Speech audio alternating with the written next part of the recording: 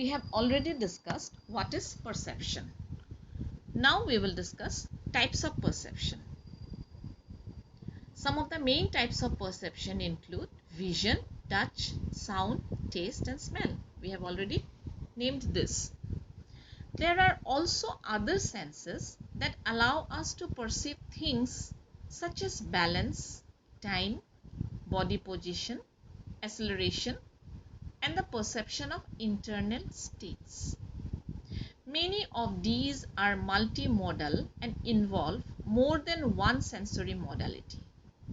Social perception, or the ability to identify and use social cues about people and relationships, is another type of perception. What are the steps that are involved in the perceptual process? We will discuss all this one by one.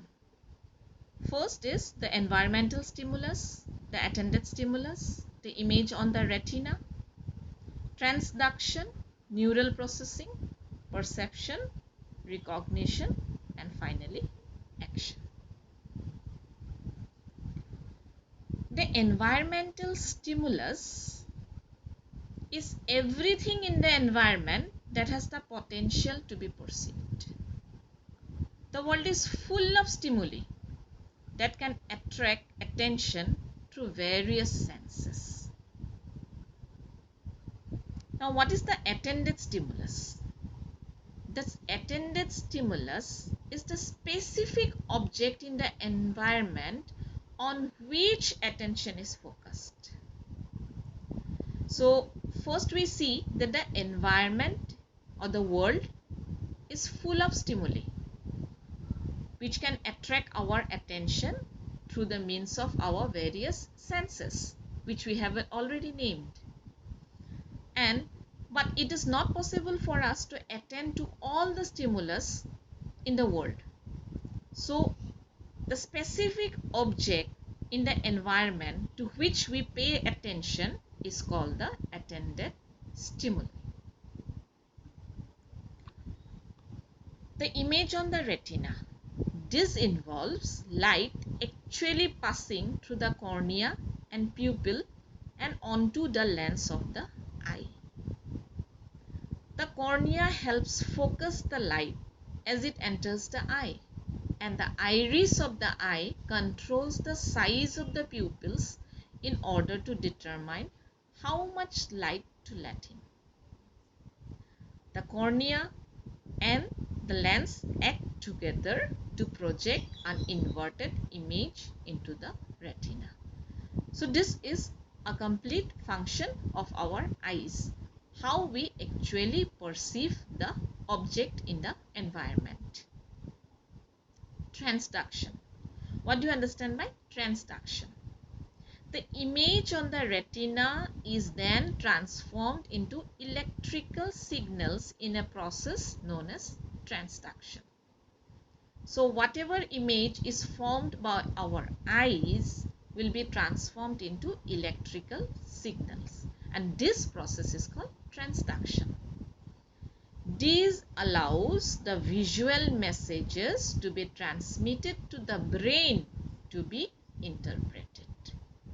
The electrical signals will pass to the brain, and now it is the function of the brain to interpret what it has perceived it. Neural processing. The electrical signals then undergo neural processing. The path followed by a particular signal depends on what type of signal it is, an auditory signal or a visual signal. So is it something that you have seen or is it something that you have heard? So it will, and accordingly it will undergo neural processing in our brain. Next comes recognition.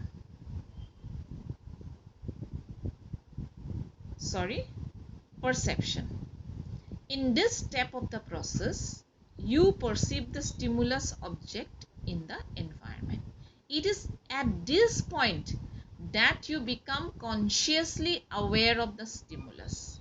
You understand the stimulus now. Now, recognition. Perception doesn't just involve becoming consciously aware of the stimuli. It is also necessary for the brain to categorize and interpret what you are sensing. The ability to interpret and give meaning to the object is known as recognition. Then finally, action. The action phase of perception involves some type of motor activity that occurs in response to the perceived and recognized stimulus.